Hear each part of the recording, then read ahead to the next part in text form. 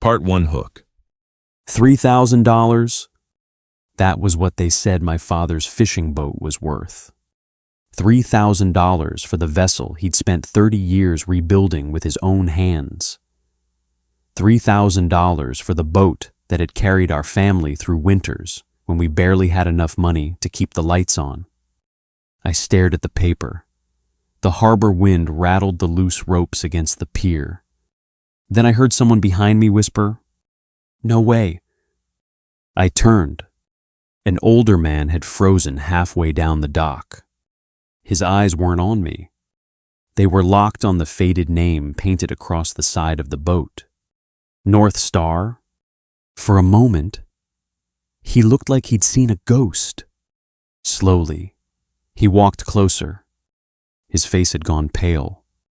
Then he looked directly at me and asked a question that made the back of my neck tighten. "Tell me something." He swallowed hard. "Where did you get that boat?" The older man didn't look away from the boat. Not once. The bank representative beside me shifted uncomfortably and checked his watch, as if he had somewhere more important to be. Maybe he did. But for some reason, nobody moved. The harbor seemed quieter than it had a minute earlier. The gulls still circled overhead. The tide still pushed gently against the dock pilings. Yet everything felt suspended. "She belonged to my father," I finally said. The man's eyes narrowed. "Your father was Daniel Brooks." I felt my stomach tighten. "Yeah." He let out a slow breath. Almost a laugh. Almost disbelief. "I'll be damned." The bank representative cleared his throat. Listen to the old radio sitting on the shelf above my workbench. I barely heard him. The stranger was still staring at North Star. Not at the peeling paint. Not at the rust stains near the stern. Not at the patched sections along the hull. He was looking at her like someone looks at an old photograph. Like he was seeing something nobody else could. "My name is Frank Donovan," he said. He extended his hand. His grip was rough and weathered, the kind earned from decades around salt water. "I served with the Coast Guard for 32 years. I nodded politely. I wasn't sure what that had to do with anything. Then he pointed toward the faded wooden wheelhouse. "Your father never talked about that boat." "He talked about fishing." Frank shook his head. "No, I mean really talked about her." I looked back at the boat. For most of my life, North Star had been exactly that. A fishing boat. Nothing more. Nothing less. The boat Dad used before sunrise. The boat that smelled like diesel fuel and old rope. The boat that always seemed to need another repair. After he died 5 years ago, I inherited her along with a mountain of bills and responsibilities I never asked for. Since then, I'd spent every season trying to keep the business alive. Most years barely breaking even. This year had been worse. The lobster population had shifted farther offshore. Fuel prices climbed. Equipment failed. And 2 storms had wiped out nearly a month of income. I was behind on everything. Dock fees, insurance, loan payments, everything. The bank knew it. That's why they were standing here, offering $3,000 for a boat that wasn't worth much more on paper. Frank slowly walked around the vessel. His fingertips brushed the railing, the wheelhouse, the weathered wooden trim, almost reverently. Then he stopped near the bow. His expression changed. Not sadness. Recognition. "You still have it." "Have what?" He pointed. A small brass compass sat mounted beside the wheelhouse door. Tarnished. Scratched. Older than I was. "Dad never replaced that thing," I said. Frank smiled softly. "No." His voice dropped. "He wouldn't." Something about the way he said it made me uneasy. like he knew my father in a way I didn't. The bank representative interrupted again. "Mr. Brooks, we can finish this later if necessary." I glanced at the paperwork. $3,000.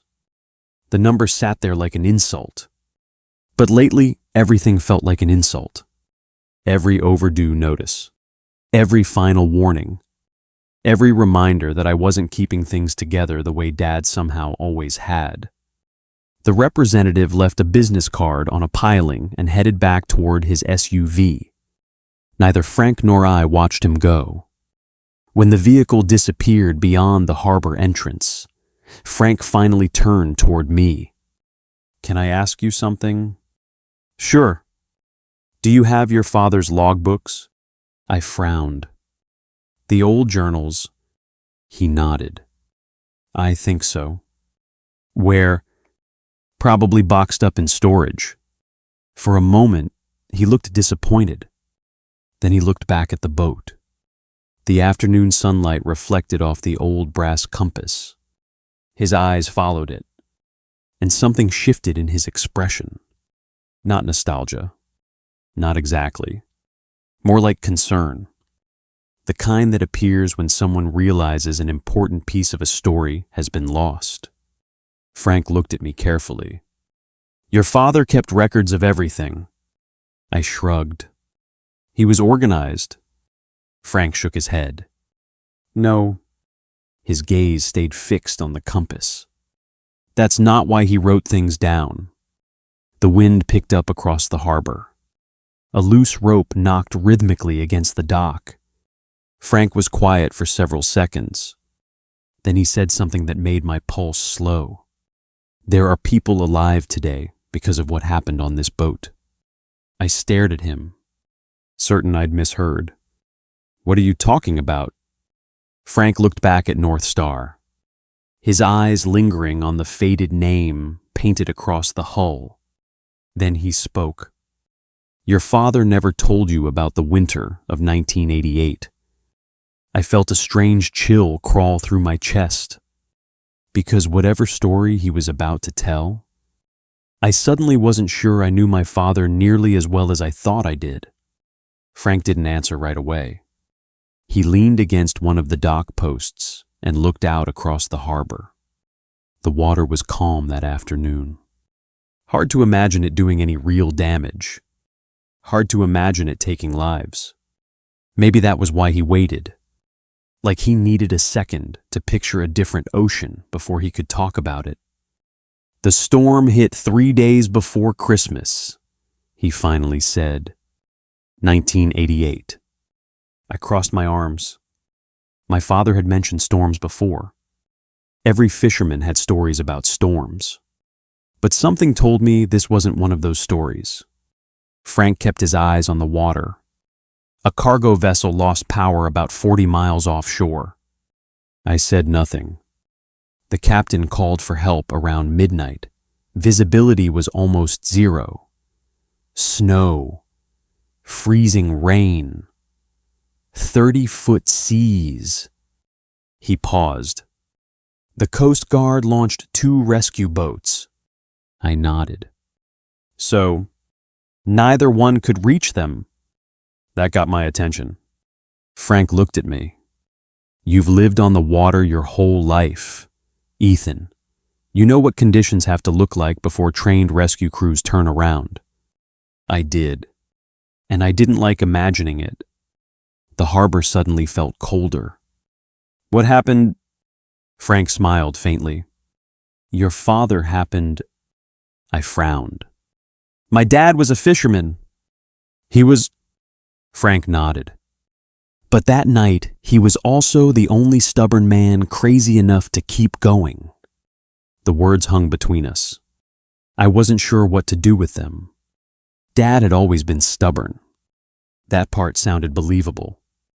The hero part didn't. Not because he wasn't capable, because he never talked like heroes in stories. He complained about taxes, argued with weather forecasts, forgot birthdays, burned toast. Regular people stuff. Frank reached into his jacket pocket and pulled out an old photograph. The edges were worn soft. He handed it to me. I looked down. The image showed a group of men standing beside a boat. The picture quality was poor. Snow covered the dock behind them, but I recognized North Star immediately. And standing near the center was my father. Younger, maybe in his early 40s. Bearded, windburned, looking annoyed about having his picture taken. That part looked exactly right. What is this? The morning after the rescue, I looked up. Rescue. Frank nodded. There were 14 people on that cargo vessel. I stared at him. 14. He nodded again. All 14 came home. For several seconds I didn't speak. The number felt too large, too important, too impossible. Because if something like that had happened, why didn't I know about it? Dad never hid things from me. At least I didn't think he did. You sure that's him? The question came out before I could stop it. Frank didn't seem offended. No. He pointed to the photograph. I'm positive. I looked down again. The younger version of my father stared back at me, hand shoved into his jacket pockets. Expression flat, like he wanted everyone to leave him alone. Exactly the expression I'd seen 1,000 times growing up. Frank chuckled. You know what he said when reporters showed up? There were reporters. Oh, yeah. Frank laughed softly. The whole thing was national news for about 2 days. I blinked. 2 days. National news. And somehow I'd never heard about it. What did he say? Frank's smile widened. He told them they were blocking the boat ramp. Despite myself, I laughed. Because that sounded exactly like my father. No dramatic speeches. No interviews. No spotlight. Just irritation. Frank's smile faded into something more thoughtful. That was Daniel. The wind pushed against the side of the boat. A loose line tapped gently against the hull. Frank looked at North Star. People wanted to make him famous. He wasn't interested. He never talked about it. No. Frank shook his head slowly. Then he stayed exactly who he was. For a while, neither of us spoke. The harbor carried on around us. Forklifts moved containers in the distance. Seagulls argued over scraps near the bait station. Normal sounds. Ordinary sounds. But my thoughts were somewhere else. I kept staring at the photograph, trying to reconcile the man I knew with the man Frank described. The problem wasn't that I didn't believe him. The problem was that I did. Too many details felt real. Too many sounded like Dad. Finally, I looked up. If this happened, I hesitated. Why are you here now? Frank's expression changed. The question clearly mattered, more than anything else we discussed. He reached into his pocket again. This time he pulled out a folded piece of paper. Yellow with age. Carefully preserved? I wasn't looking for the boat. He handed it to me. I was looking for this. I unfolded it. The paper contained a page copied from an old maritime logbook. At the top was a familiar signature. My father's. My stomach tightened. Because written beneath the date was something I'd never seen before. A location, coordinates, and a handwritten note. One sentence. Just 7 words. If anything happens, tell Ethan the truth. I looked up sharply. Frank's face had gone serious. Very serious. And for the first time that day, I realized this wasn't just a story about a rescue. There was something else. Something my father had deliberately left behind. Something he had wanted me to know. but apparently never got the chance to tell me himself. I must have read the sentence 10 times, maybe more. The handwriting was unmistakably my father's. The same blocky letters he'd used on grocery lists, repair notes, and the birthday cards he always forgot to sign until the last minute. If anything happens, tell Ethan the truth. 7 words. Simple. Direct. Exactly how he talked. But they made no sense. I looked from the paper to Frank. What truth? Frank didn't answer. Not immediately. Instead, he took a long breath and looked out toward the harbor again. I was starting to notice that about him. Whenever something mattered, he didn't rush into it. He gave it room. The way people do when they're carrying memories that still have weight. I don't know all of it, he finally said. What do you mean you don't know? I mean your father never told anybody the entire story. That wasn't reassuring. Not even a little. He folded his arms and studied the boat. The rescue happened. I was there. I know what we saw. His eyes shifted toward me. But I also know Daniel spent the rest of his life pretending that night was less important than it was. I looked back down at the paper. What happened after the rescue? Frank gave a quiet laugh. That's exactly the question. The answer irritated me. Maybe more than it should have. For most of my life, my father had been the one person who always seemed solid. Predictable. Reliable. Even when we argued. Even when we went weeks barely speaking after Mom died. I always assumed I understood him.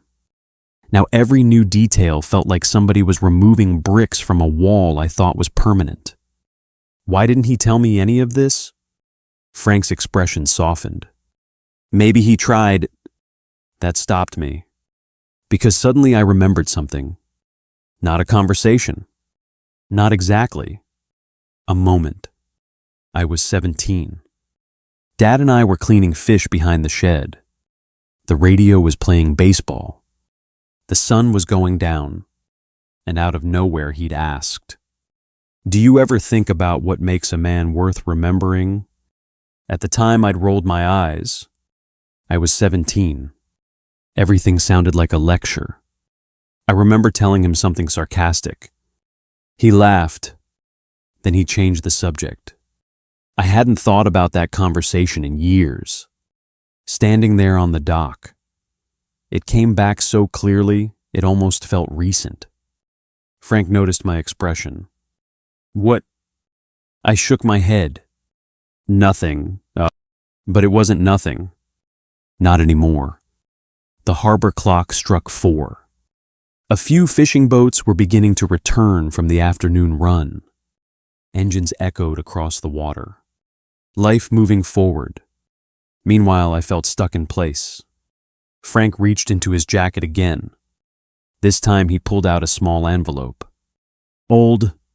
Faded. The edges worn soft.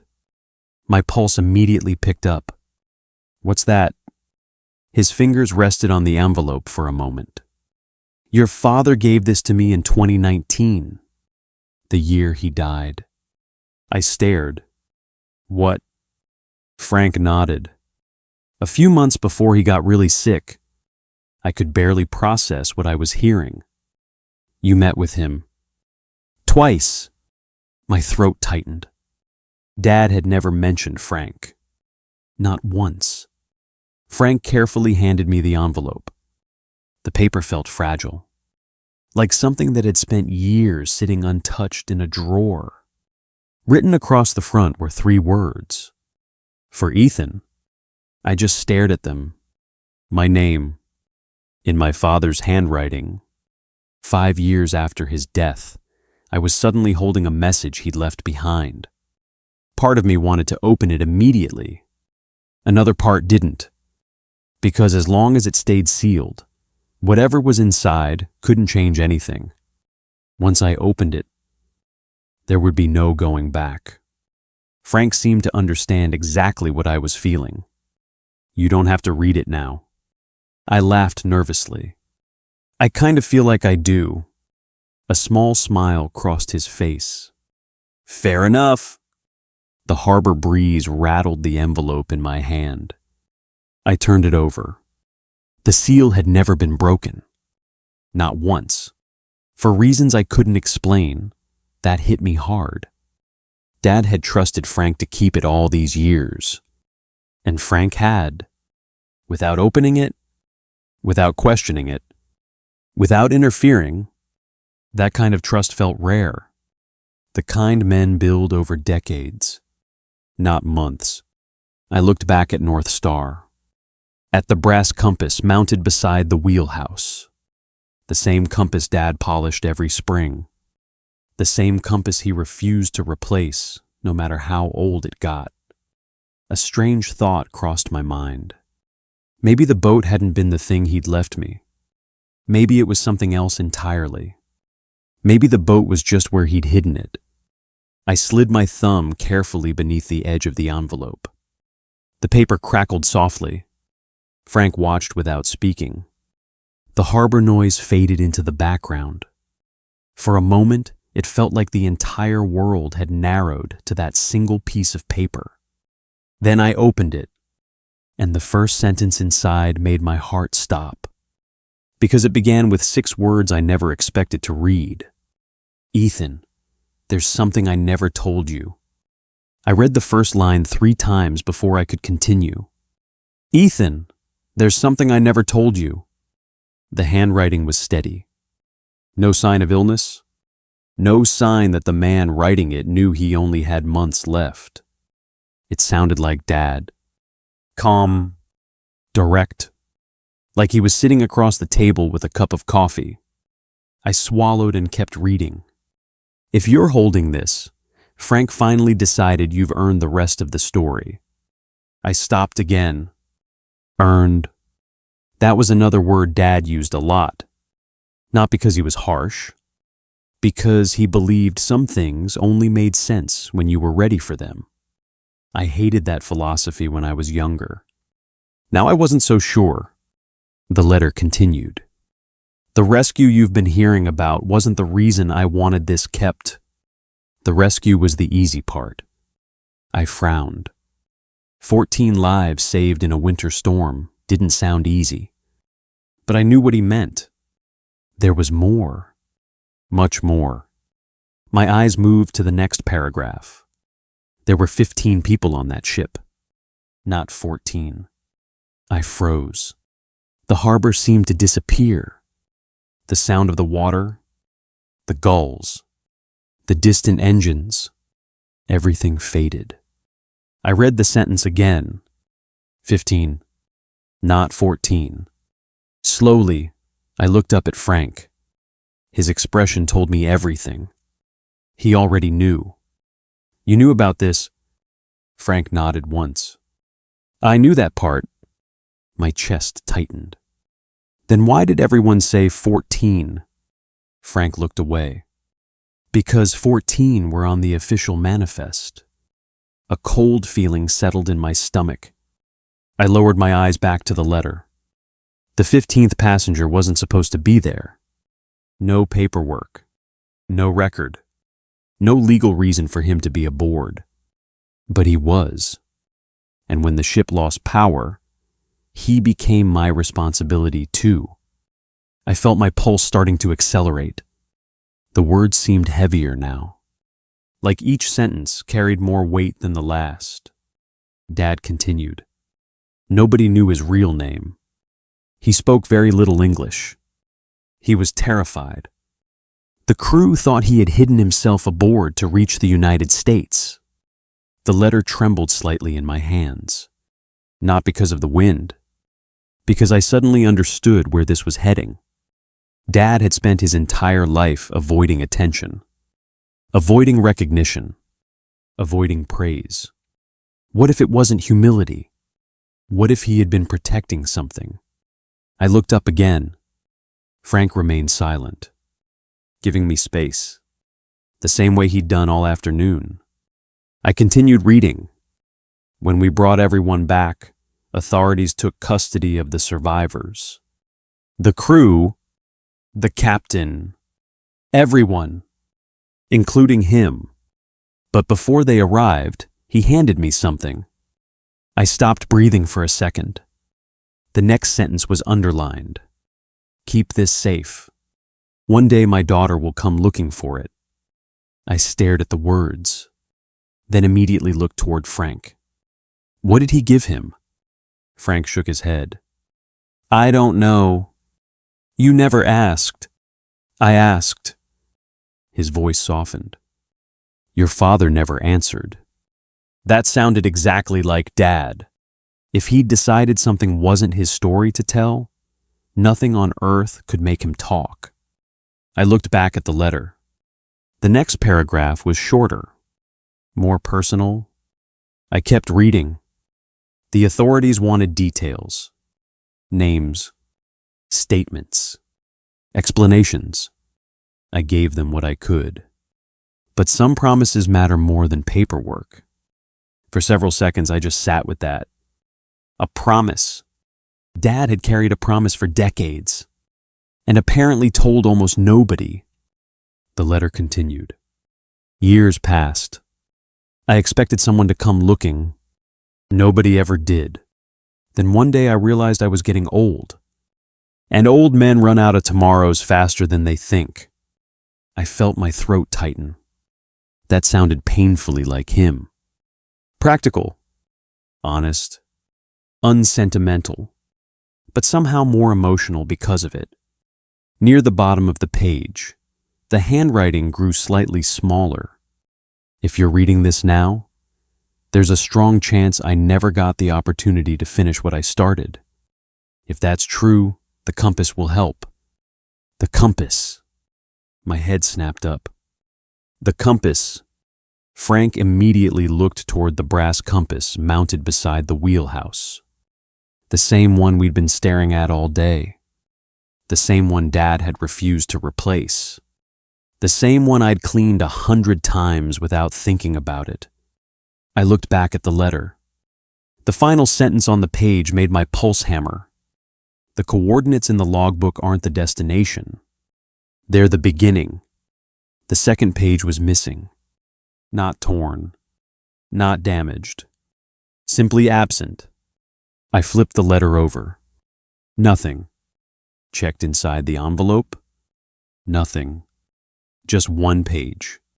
One page and a dozen new questions.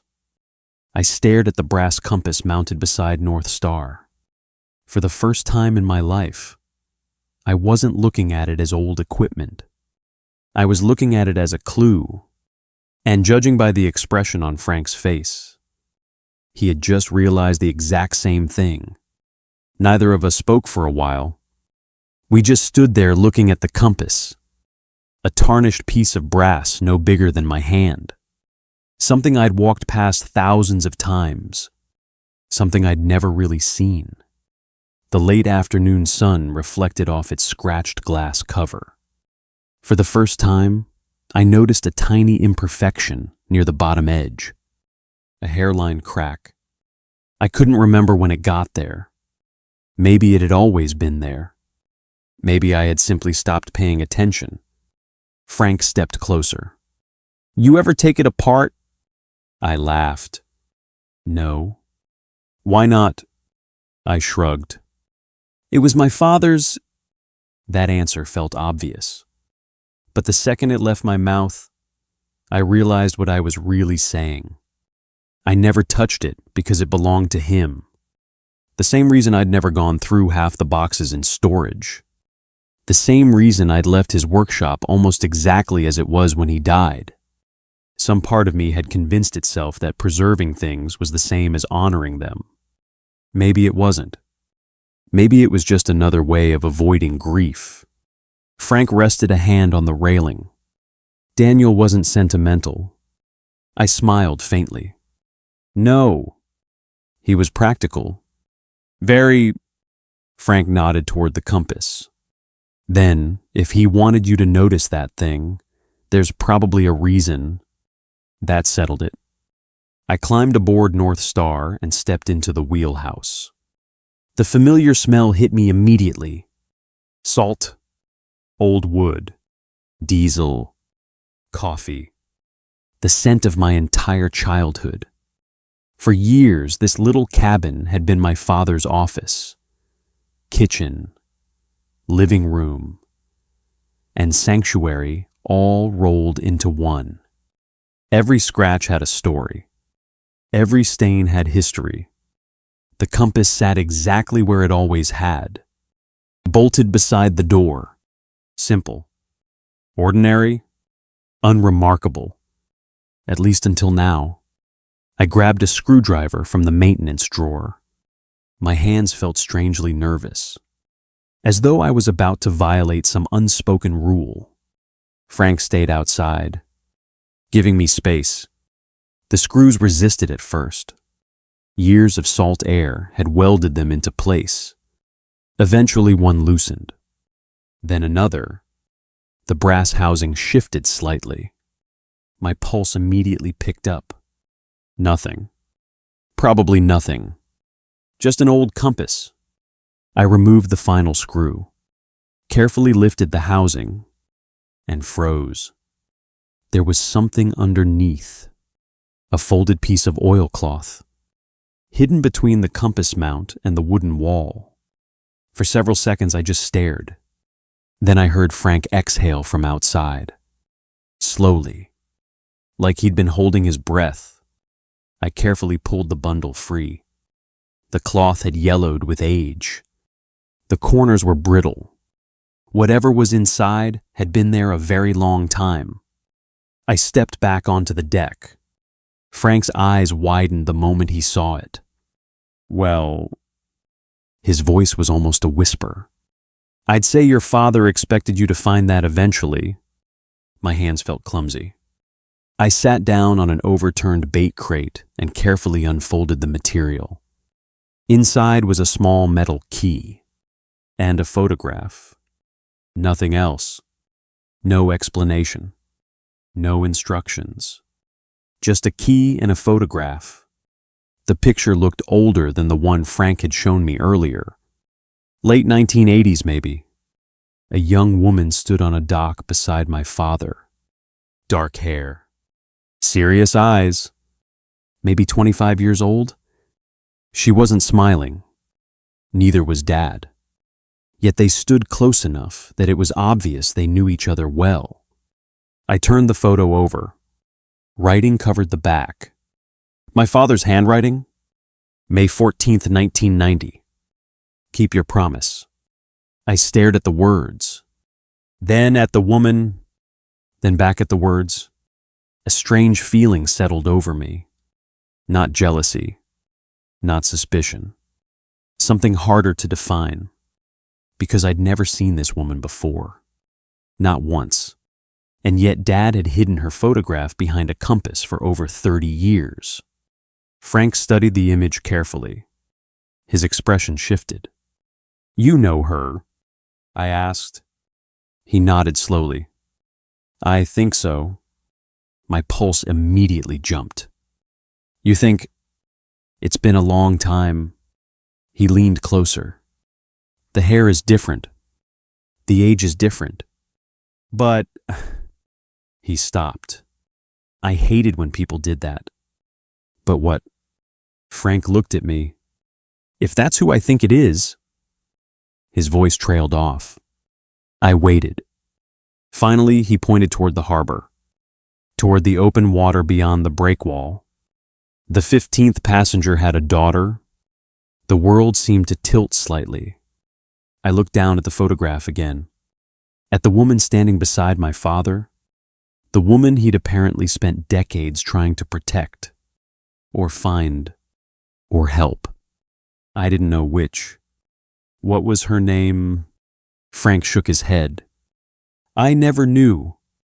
The answer frustrated me more than it should have. Every step forward seemed to uncover 3 more questions. Then I noticed something else. The key. Tiny numbers had been stamped into the metal. I held it up to the fading light. Frank leaned closer. Neither of us spoke. The number wasn't random. It looked like a storage locker identification code, or a safe deposit box. Something official. Something meant to open something important. Frank looked from the key to the photograph, then back to me. His expression turned serious. Very serious. "Ethan." "What?" "If your father kept that hidden for 30 years. He paused. Whatever this key opens is probably where the rest of the story is waiting. And for the first time all day, I realized this wasn't just about understanding my father anymore. Somewhere out there was a woman who might have spent decades searching for answers too. And somehow, my father had connected the two of us long before either one of us knew it. I barely slept that night. Not because of the key, not because of the photograph, and not even because of the letter. It was because, for the first time since my father died, I felt like he was still trying to tell me something. I sat at my kitchen table long after midnight. The key rested beside a cold cup of coffee. The photograph lay in front of me. The woman's face seemed different every time I looked at it. Sometimes she appeared worried, sometimes determined, sometimes sad. The only thing that never changed was the way my father looked at her. There was trust there. Maybe responsibility. Definitely history. The next morning, Frank arrived before sunrise. Neither of us wasted much time. The numbers stamped on the key had led us somewhere. A storage facility 20 miles inland. Nothing glamorous. Just a plain brick building near an old industrial park. The kind of place people drive past without noticing. The manager was a woman in her 60s named Carol. When she saw the key, her eyebrows lifted. "I haven't seen that unit opened in years." My pulse immediately quickened. "How many years?" She checked her computer. 28. Frank and I exchanged a look. 28 years. That timeline lined up almost perfectly with the photograph. Carol studied the screen.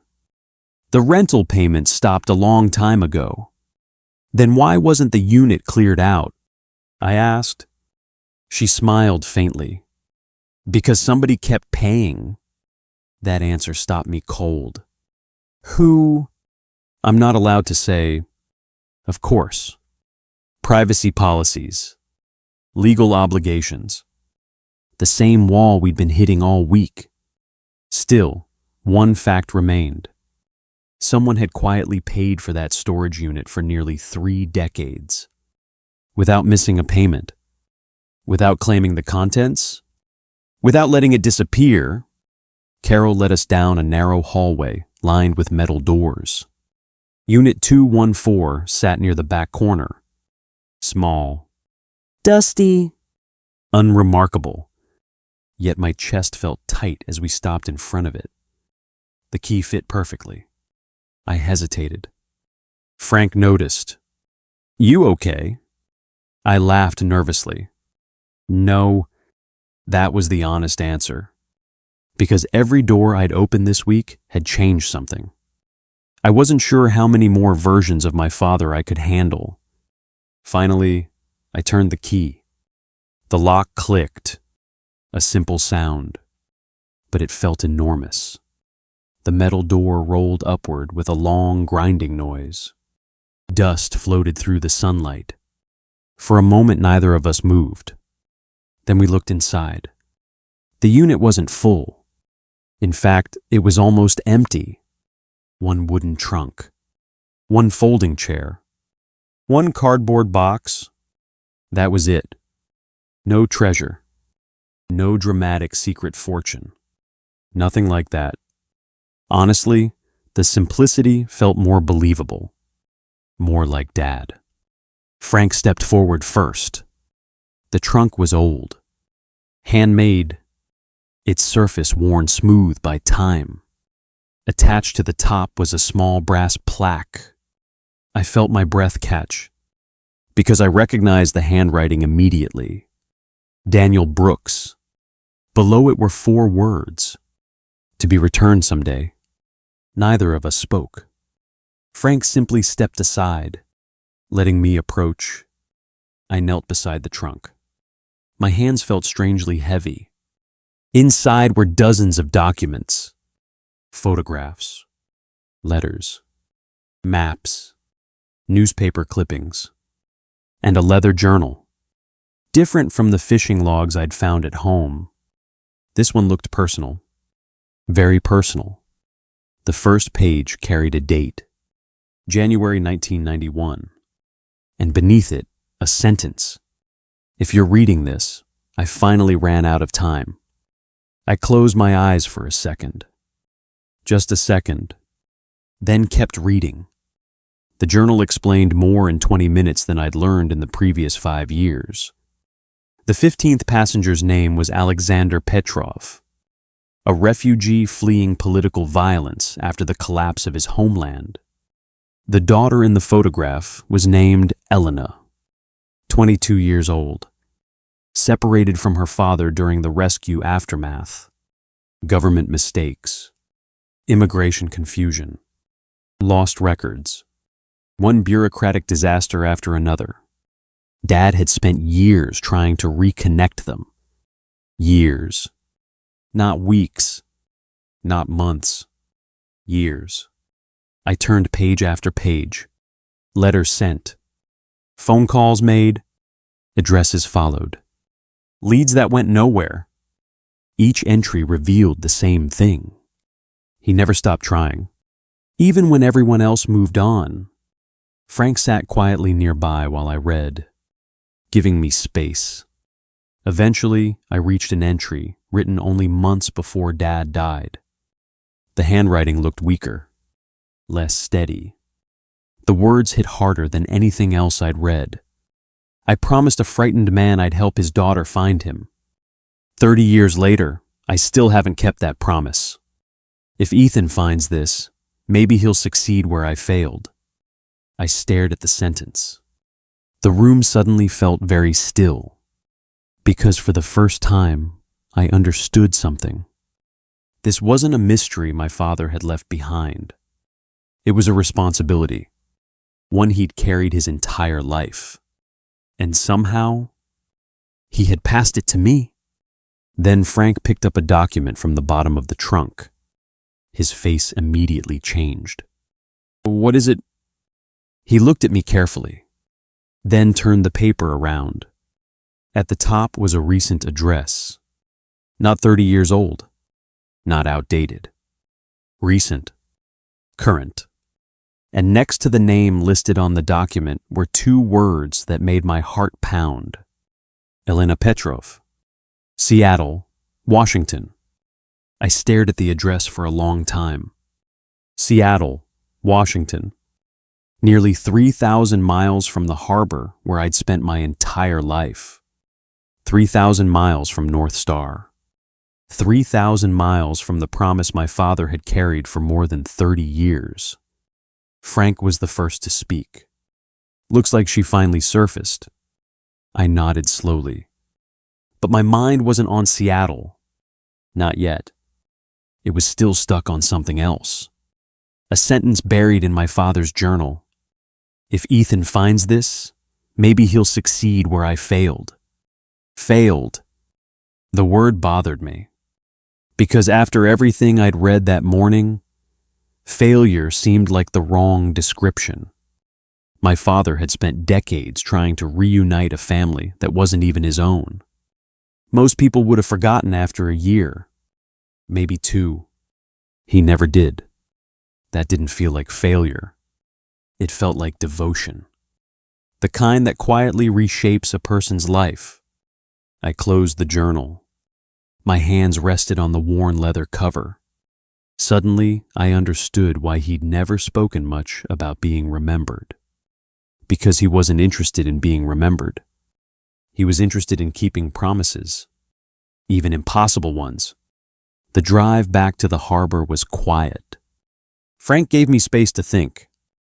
The trunk sat in the back of my truck, along with the journal, the letters, the photographs, 30 years of somebody else's unfinished story. And now, somehow, mine too. When we reached North Star, the bank representative's business card was still tucked beneath a rope cleat where he'd left it days earlier. I picked it up, looked at it, then slipped it into my pocket. The boat wasn't out of danger. Neither was I. The bills hadn't disappeared. The loan still existed. Reality was still waiting.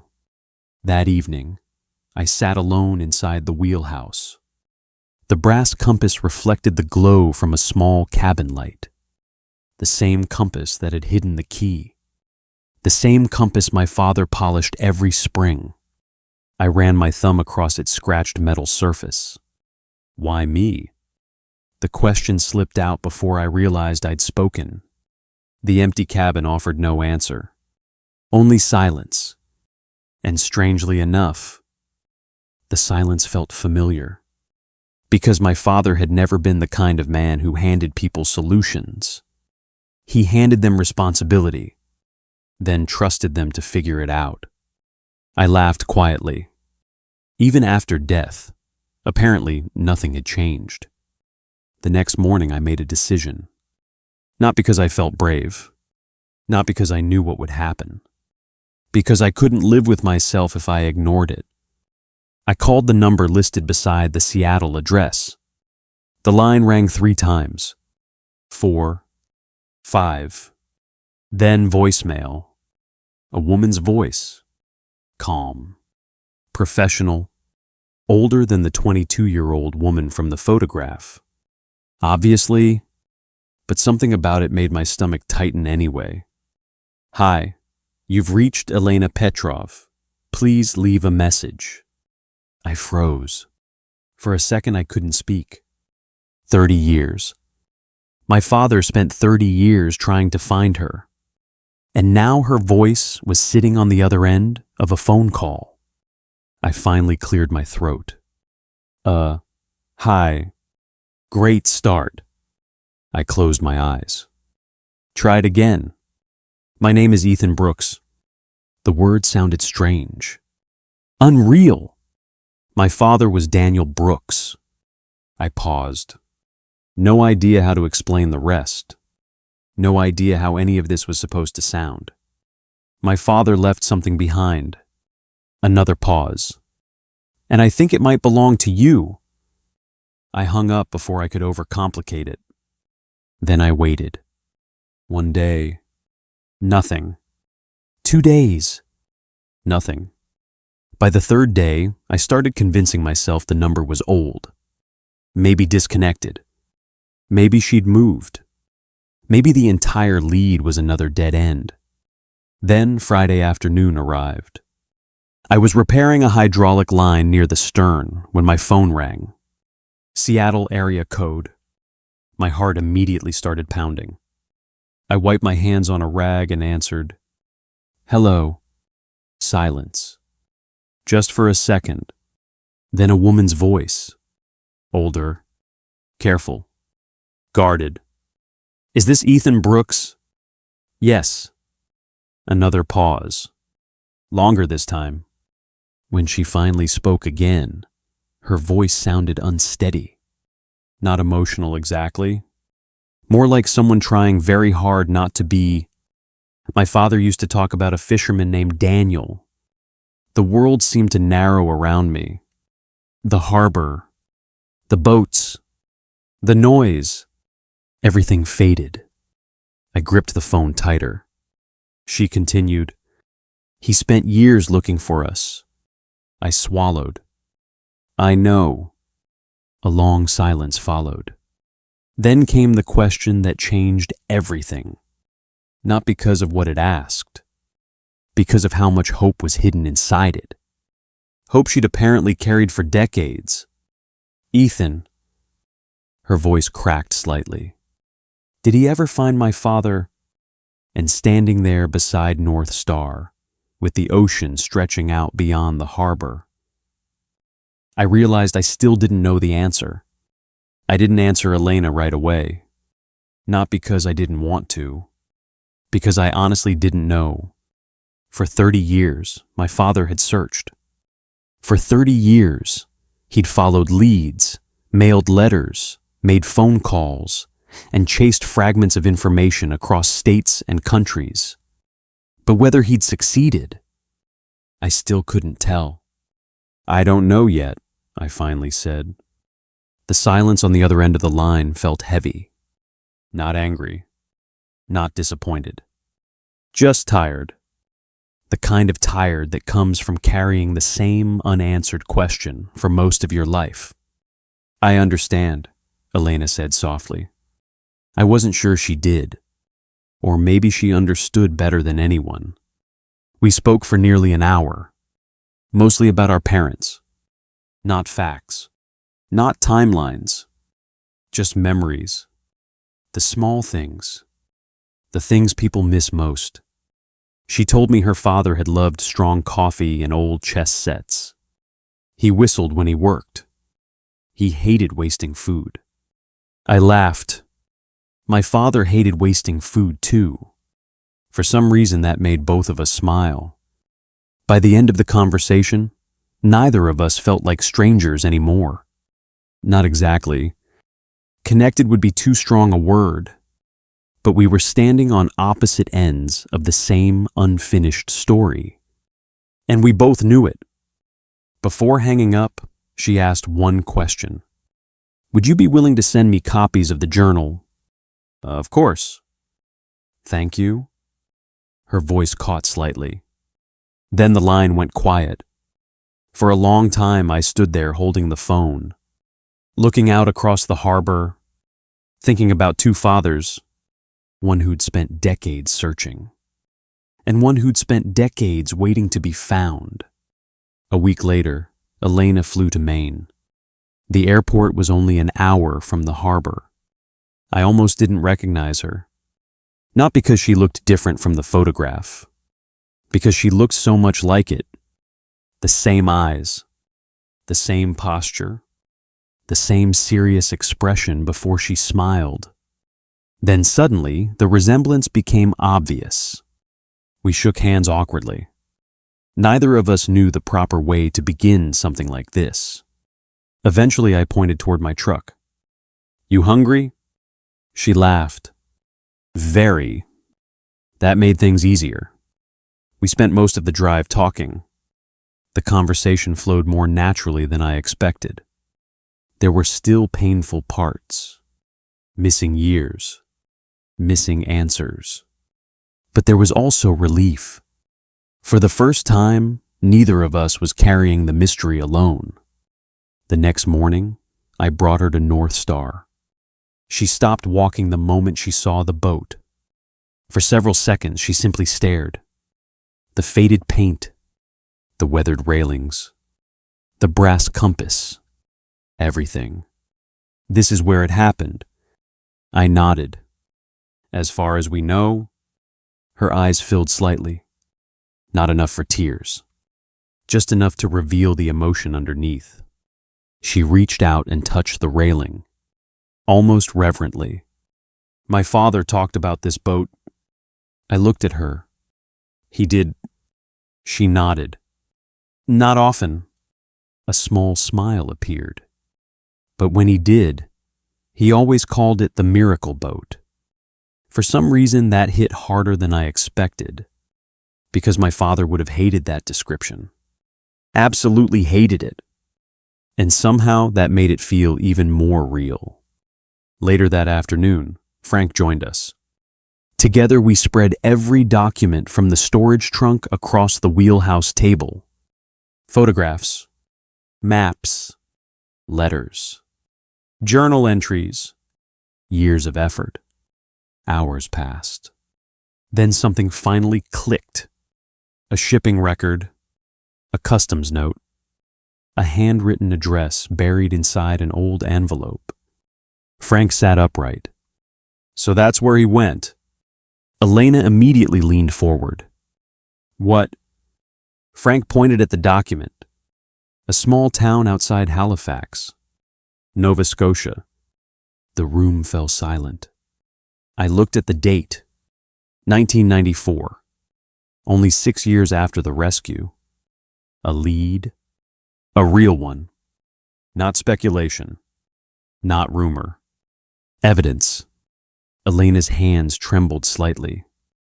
You think he made it there? Frank nodded slowly. I think Daniel believed he did. Nobody spoke. The realization settled over us. For the first time, the search no longer felt impossible. It felt close. Painfully close. That evening, the town hosted its annual Maritime Heritage Gathering. A small event. Nothing fancy. Local fishermen. Retired Coast Guard crews. Families. Stories. Tradition. Frank had quietly arranged something without telling me. Near sunset, he stepped onto the stage, a microphone in his hand. The crowd gradually fell silent. Then he told the story. Not the entire mystery. Not every detail. Just the rescue. The storm. The courage. The lives saved. And the fishermen who never asked for recognition. When he finished, nobody applauded immediately. The silence lasted several seconds.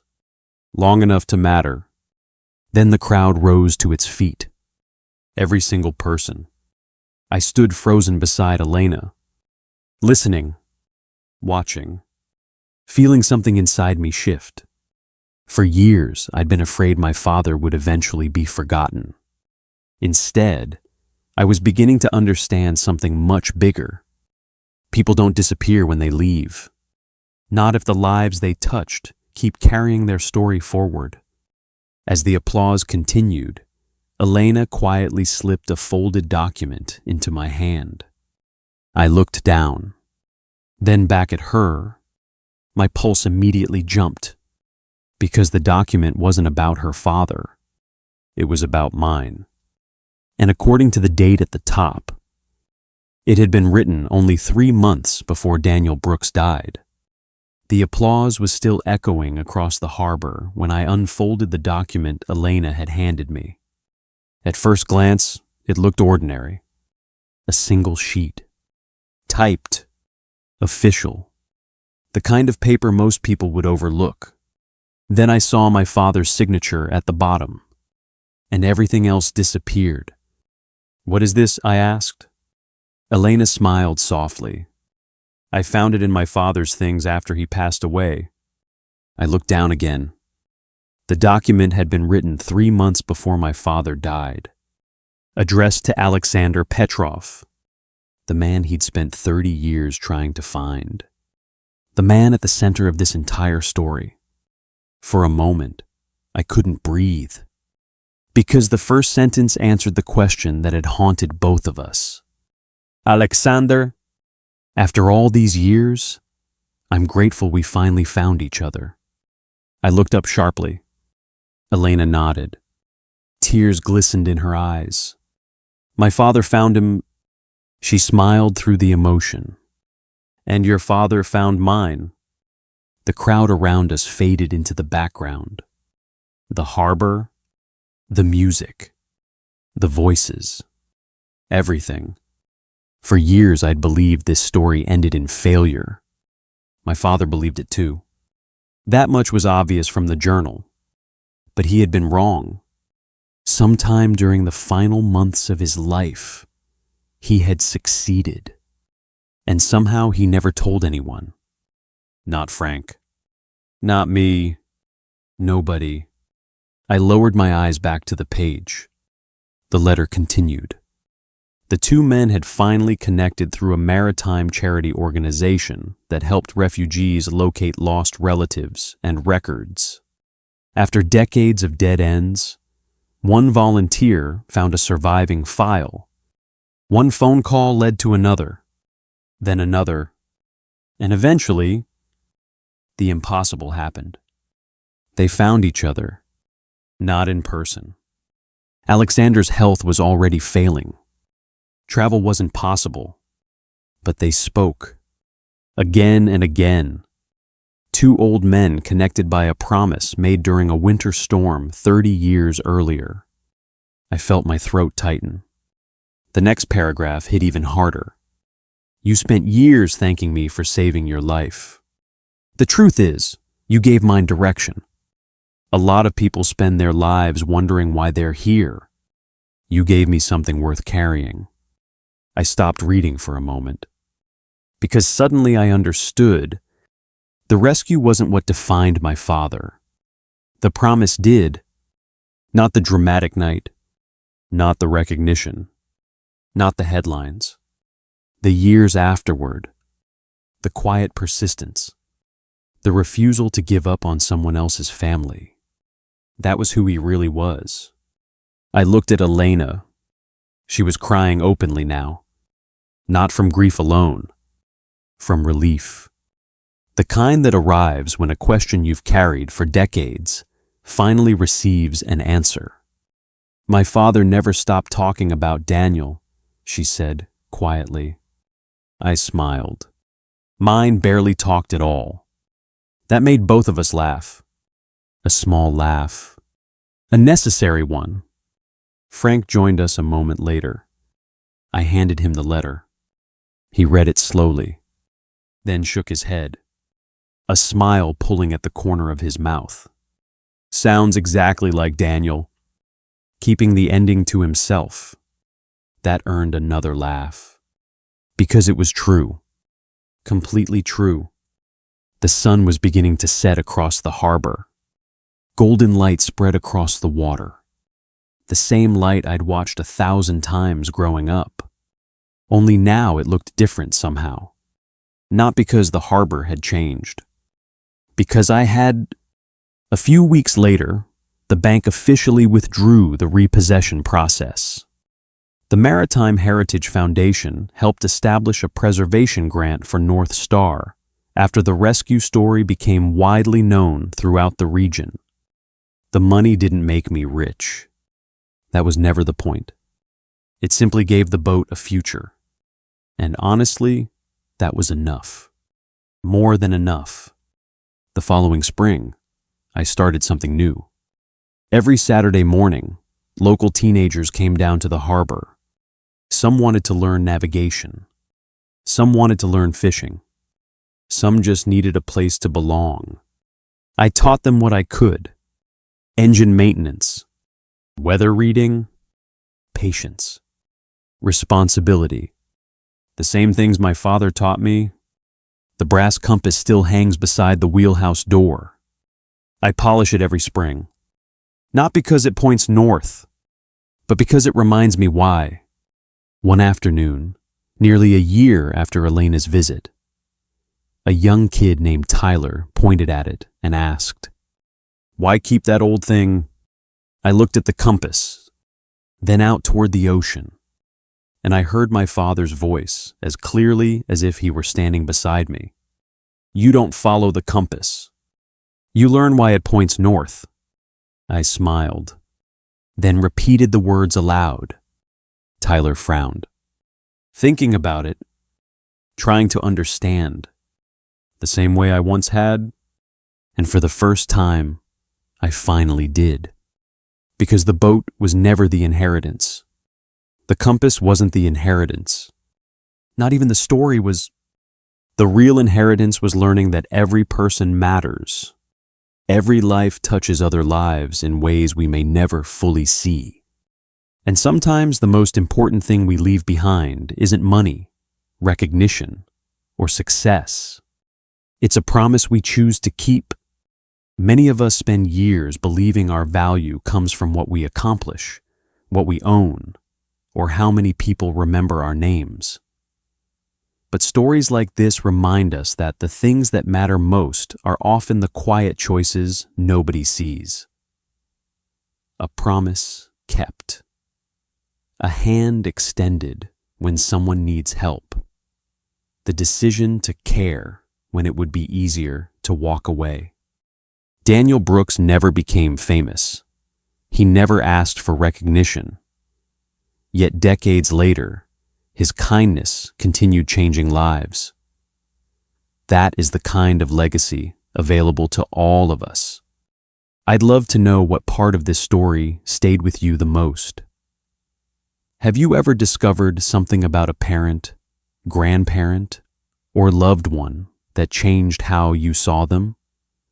Or has someone in your life made a difference that they'll probably never fully understand? Share your thoughts in the comments. I read them, and many of the best conversations happen there. And if this story meant something to you, please consider liking the video and subscribing to the channel. It helps more people find stories that remind us of the good still out there in the world. Thank you for spending this time with me. Take care of yourself, and take care of the people who matter to you. One of the most valuable lessons life teaches us is that a person's true worth is rarely visible on the surface. We live in a world that often judges people by their job title, their bank account, their appearance, or the mistakes they've made along the way. But some of the strongest, kindest, and most extraordinary people carry their greatest value quietly. The truth is, you never fully know what someone has survived, what promises they've kept, what sacrifices they've made, or how many lives they've touched behind the scenes. Sometimes the person who seems ordinary is carrying a story of courage, love, resilience, and integrity that would inspire everyone around them if it were ever told. That's why respect and empathy matter so much. A small act of kindness, a moment of patience, or simply choosing not to judge can change someone's day or even their life. We all leave a legacy, not through the things we own, but through the way we treat people. Years from now, most people won't remember what we had. They'll remember how we made them feel. If this story touched your heart, I'd love to hear from you. What lesson did you take away from it? Have you ever discovered something about a loved one that completely changed how you saw them? Share your thoughts and experiences in the comments below. Your story may inspire someone else who's reading. And if you enjoy meaningful, emotional stories about resilience, redemption, and the hidden strength of ordinary people, be sure to subscribe to the channel and join our community. Thank you for being here, and I'll see you in the next story.